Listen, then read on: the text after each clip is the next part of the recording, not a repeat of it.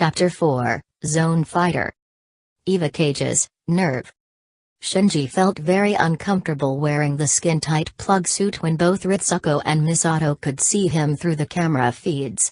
Right now, he was seated in something apparently called an entry plug, about to enter the neck of the monstrous thing called Unit 01.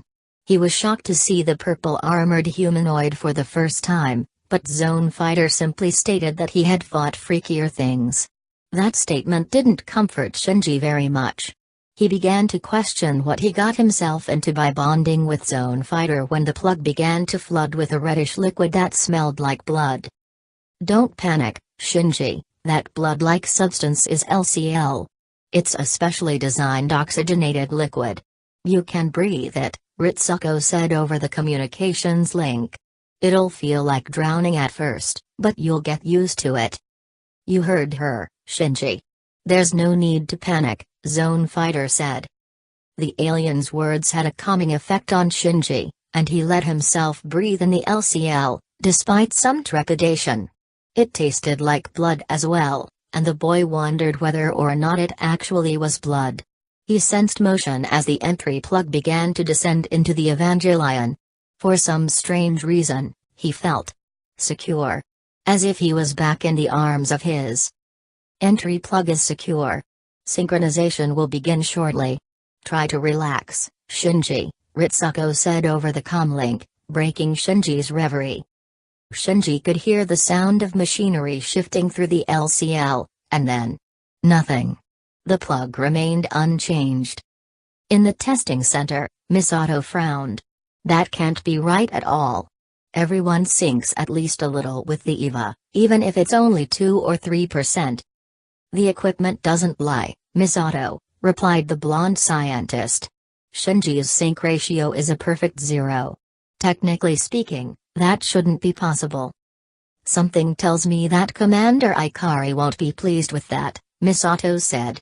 The only other pilot available is Rei, and I don't think she'll be piloting for a while with her injuries. Sighing, Ritsuko pinched the bridge of her nose. I'll inform Commander Ikari about our situation. Just to be sure, we'll check the equipment again and schedule a few more tests for the week. Where is Shinji going to stay in the meantime?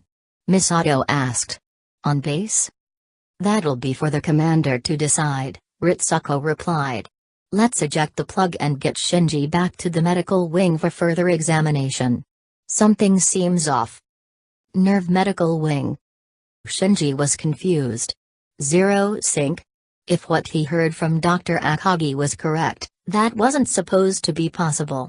What was wrong with him? Zone Fighter, can you think of anything that might explain what happened? Shinji asked mentally. The response was almost like that of a child caught reaching into a cookie jar. Well, I might have changed your DNA a bit. Only a little, though, Zone Fighter replied guiltily. How? This is obviously something very important, Zone Fighter. I gave you increased regenerative abilities for that head wound, and I made some changes so that your body would be more receptive to the transformation. Transformation? That sounds like something you should have told me earlier. Shinji replied nervously. It would be only temporary. When the time comes for you to use the power, you'll transform into a cyborg of sorts. It's what will allow you to defeat the monsters, like the one that attacked earlier, Zone Fighter replied matter-of-factly. Shinji's mind returned to the memory of the charcoal gray monster. Did the other monster beat it? It looked as though they were going to fight, he asked.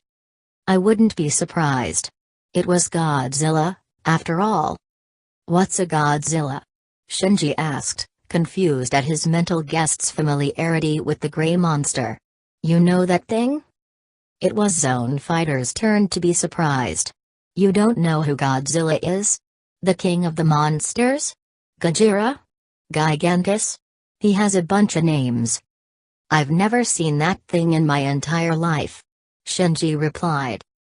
Zone Fighter was quiet for a while before he spoke again. Shinji, who's the Prime Minister of the Earth Union? Earth Union? Shinji asked, his confusion growing by the second. What's the Earth Union? Never mind. Have you ever heard these names before? Mothra, Radon, Anguirus, King Ghidorah. Do any of them ring a bell? I have no idea what you're talking about, Shinji replied. Zone Fighter did the mental equivalent of a sigh. It looks like we have a lot to talk about. Commander Ikari's office, Nerve HQ. Gendo read the reports from Dr. Akagi regarding the third child. If he was surprised in any way, he failed to show even the smallest amount of it. He simply stared at the papers on his desk with the usual stony glare. It appears that the third child is incapable of piloting, Fuatsuki said, standing behind Gendo as always. How will this affect the scenario? The third child was a valuable component of the plan, but he is not irreplaceable. Another can fill his role, Gendo replied. However, we shouldn't relinquish him just yet. Have Dr. Akagi continue tests on him. In the meantime, prepare to have the second child and Unito 2 flown over to Tokyo 3. If the tests continue to fail, we will still have a pilot ready. That'll be a lot of paperwork, Fuatsuki commented. We'll manage. I've also been informed that Captain Katsuragi is concerned for the well-being of the third child. Have him move to her apartment. We'll be able to keep close tabs on him from there and make the captain feel more at ease. We don't want a distracted operations director. Gendo rose from his desk. In the meantime, I have to speak with the committee again. Gendo left the room, and Fuatsuki couldn't help but feel a bit fearful at what the future held. Misato's apartment, the next day. This is a little mess. Shinji asked quietly upon entering the apartment.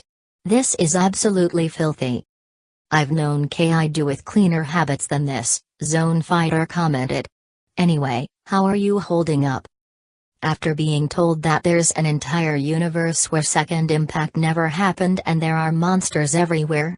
I've had better days, Shinji replied. Are you going to ever tell me what second impact exactly is? Zone Fighter asked. Shinji didn't answer, and simply began to clean up the pigsty known as an apartment. Zone Fighter decided not to press the matter. He could search the boy's memories, but such a thing would be immensely intrusive and he didn't wish to alienate his host. A squawking noise drew both of their attentions.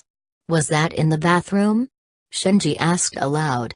Opening the door with trepidation, he found himself looking down at a penguin with a collar on and claws on its flippers. Wark!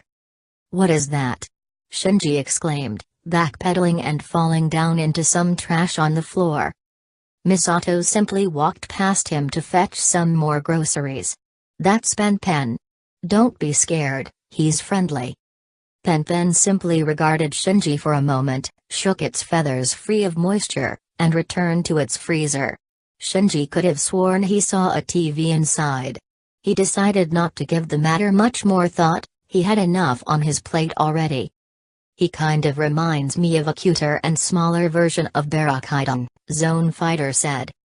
Misato walked into the kitchen with some microwaved meals. Let's eat. You know, it'll be nice to experience taste again. I haven't had a meal in 40 years, Zone Fighter said. Once Shinji ate a mouthful of Misato's cooking, he reminisced that he actually didn't miss taste much. Tokyo 3 Airport, 2 weeks later. Asuka Langley Soryu looked through the airplane window as the massive aircraft carrying Unito 2 landed on the runway. She was growing impatient, having waited an hour after landing for some security reason. Ryuji Kaji, her guardian, wasn't faring so well either, considering the fact that he was seated next to her. It wasn't that he didn't care for her, he almost thought of her as a daughter. It was just that spending several hours next to her was a bit much. What's taking so long? Asuka asked angrily. I've been in this plane forever. Why are they making us wait?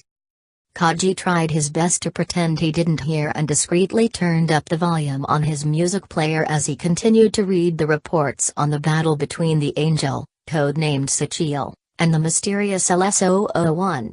He was, to say at the very least, surprised upon learning some giant animal had slain the Angel. It had managed to do it without an field, something that was supposed to be nigh impossible. The very fact that something could get that big without an field was also an impossibility in itself. That was when he heard the sound of cannon fire. Turning in his seat, he saw clouds of smoke rising over the horizon. In his gut he knew it was an angel. There was no other reason for the military to be taking action. A squadron of VTOLs flew overhead, ready to join the fight. Kaji hoped their pilots' deaths would be painless. They needed to get out of here, and fast.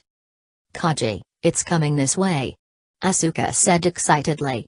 "I need to get into my EVA and score my first kill." "We need to get away from the fight, Asuka. Unit 02 isn't fully prepped for combat just yet, and I don't think the UN has even given us official clearance to combat the angels," Kaji replied. Asuka grumbled but otherwise stayed quiet. Suddenly, Kaji's phone rang. Picking it up, he spoke into it, turned a tad bit paler in the face, and shoved it back into his pocket. "Get down!" Kaji shouted, tackling Asuka to the floor of the plane. If the situation hadn't been so dire, he would likely have realized how awkward of a position he was in. There was a bright flash of light, followed a few seconds later by a shock wave. The plane, thankfully, didn't roll, but it did rock considerably. Kaji could hear debris hitting the metal like a rainstorm, and a few windows cracked from the pressure. After some time, the howling wind abated. After seeing that Asuka was alright, he rose from the floor. "An N2 mine. They hit it with a goddamn N2 mine," he said, coughing. He walked toward the cabin, careful to avoid the broken glass. "Stay here," he told Asuka. "Elsewhere." "What? It's still alive," one of the generals exclaimed, shocked at the failure of the N2 mine. The video feed came in from a nearby VTOL, and it clearly showed the angel standing in the crater caused by the blast. Although a good portion of its flesh had been burned off, it was already regenerating its wounds at an alarming rate. Soon it would be on the move again, and unless they wished to repeat the blast it appeared that they were out of options. Gendo smirked slightly under his tended hands. Even if he had been unable to convince the JSSDF the first time around, seeing their most powerful weapon fail would do the trick. So far, everything was going to plan this time around. Another general sighed and turned to Gendo. "We'll let you have a shot, Ikari. You have full permission to use your Evangelions on this thing." "Thank you, General," Gendo replied without a hint of any emotion. The cabin was a mess. There was no need to check the pilots for life. Kaji could tell from where he stood that they didn't survive the blast. Swearing to himself, he looked outside of the broken windows. Already a mushroom cloud was forming in the distance, and he could see a dark shape within. The angel had survived the blast, just as he feared. If what he knew was correct, it was probably already regenerating its wounds. He had no idea how long that'd take. Exiting the cabin, he was about to tell Asuka to gather her things when he realized that she was nowhere to be seen. There was, however, a door that hadn't been opened when he entered the cabin. He didn't bother muting his swearing then. A few miles away. Shit. Misato let the binoculars drop. They hit it with an N2 mine. Shinji gulped nervously. What had started as simply picking up the new pilot from the airport had turned into a nightmare. An angel was attacking, and it just survived the most powerful conventional weapon known to humanity. The outcome for the pilot down there was a grim one. However, he felt a resolve harden within him. He didn't know if it was from him or from his guest, but either way he felt it. He wasn't going to stand by when someone had given him the power to do something. "Oh crap, Unit 02's activating," Misato shouted. "Doesn't she know that she only has 5 minutes of battery life? She'll die out there if she decides to fight the angel." She set the binoculars down. "Come on, Shinji, we have to." Her sentence halted when she turned and realized that the young boy was nowhere to be seen. "Shinji?" "Elsewhere." Shinji stopped running and ducked behind some bushes, panting. "All right, how do I transform?" he mentally asked his alien guest. Just hold out your hands, then bring them together, yelling out Zone Double Fight. Zone Fighter replied. In English. Shinji halted briefly. Are you serious? My English is terrible. It has to be in English, otherwise it won't work. Trust me on that, Zone Fighter said. Shinji sighed. Fine. Holding out his hands, he folded them together. Zone Dabaru Fightu. There was a blinding flash of light, and Shinji figured that either everything but him shrank, or he just became a lot taller. Tokyo 3 Airport. The angel emerged from the mushroom cloud, fully healed of its injuries.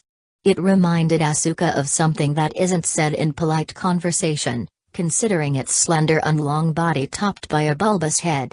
It had no visible eyes to speak of, and the core was inside something resembling a human ribcage. Glancing at the timer, Asuka saw that she had 4 minutes of power left. Plenty of time to beat the angel and show off her superior piloting skills, right? Asuka lunged, fully prepared to beat the angel to a pulp with her Eva's hands. That was when the energy whips appeared. She barely had enough room to dodge, and she could feel the heat as they sliced through the air. Before she could turn around, the whips took hold of her ankles. It felt like hot iron was being pressed into her skin, and she had to repress a scream of pain. The Eva's legs were pulled out from under it, causing it to fall and smash into the tarmac. The angel towered over her, ready to attack once more with its whips. She had no doubt that the whips would be able to melt right through the armor, and prepared to fight to the end. However, neither she nor the angel could have predicted what came next. A silver blur smashed into the angel, smashing through its field and sending it flying a good 200 meters. The angel smashed into the tarmac with a resounding crash, creating a sizable crater in the ground and crushing some thankfully unoccupied planes.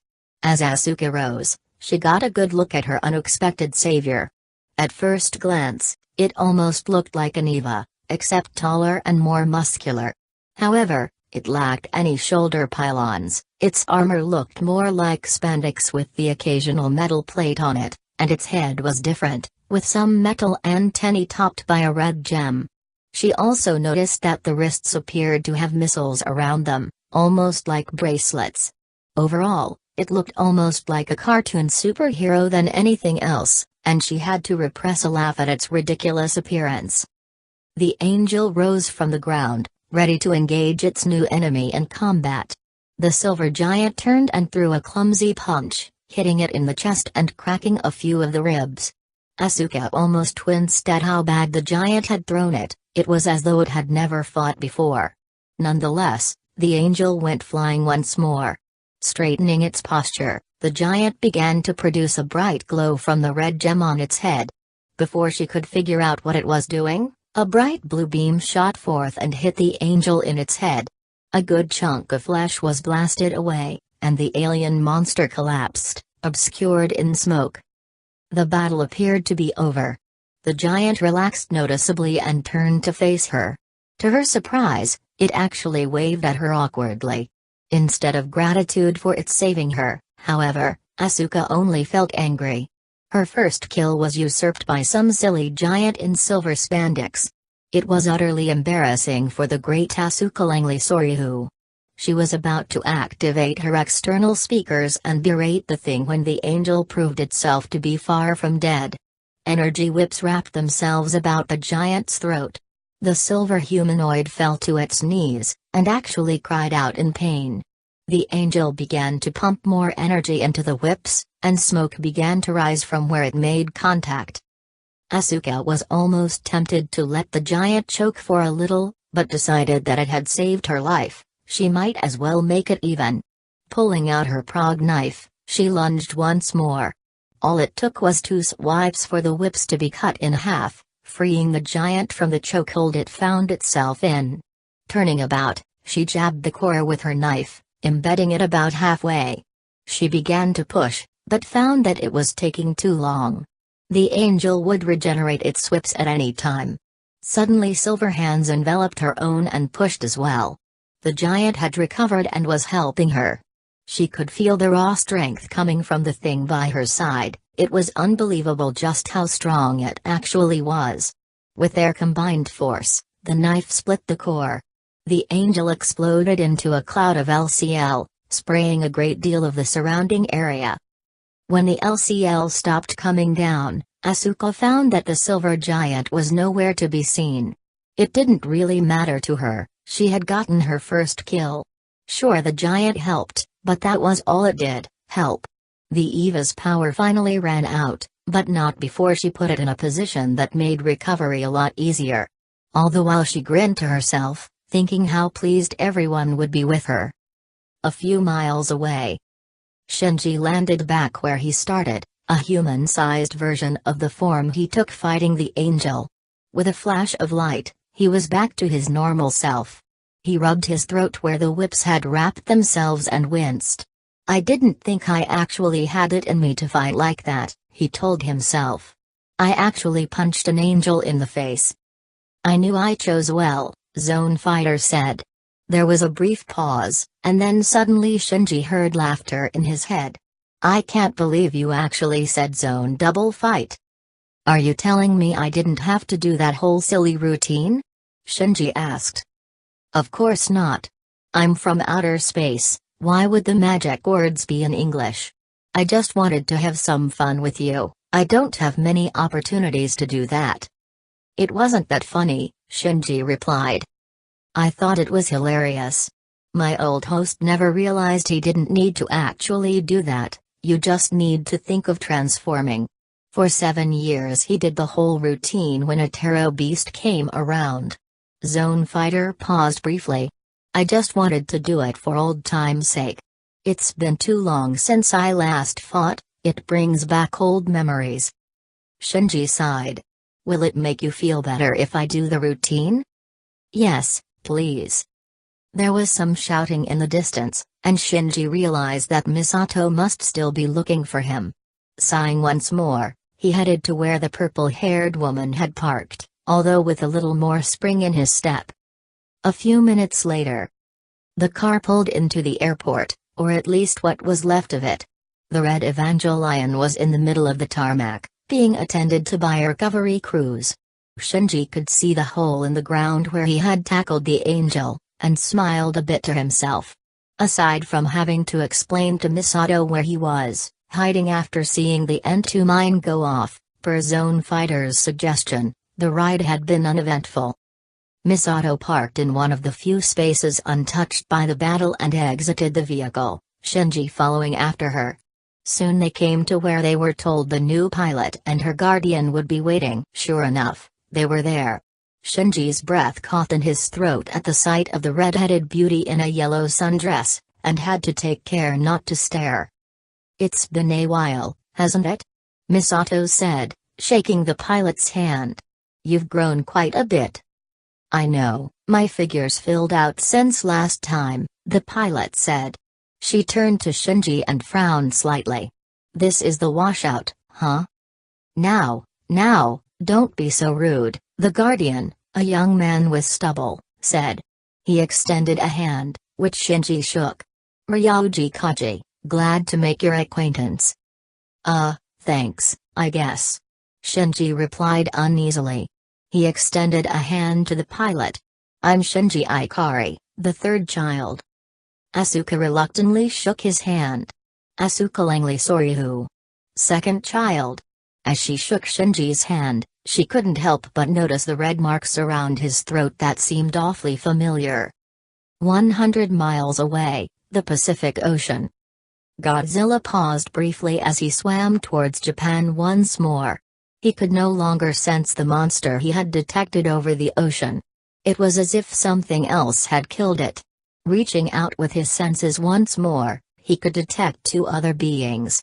One was like some strange mixture of monster scent and human, something he had never smelled before. The other scent, however, was a most familiar one. Apparently he wasn't the only one to have found himself in this new world. Seeing that he needn't head to Japan, he changed course to the area he had sensed to be rich in radiation. If he was to protect this world, he needed power.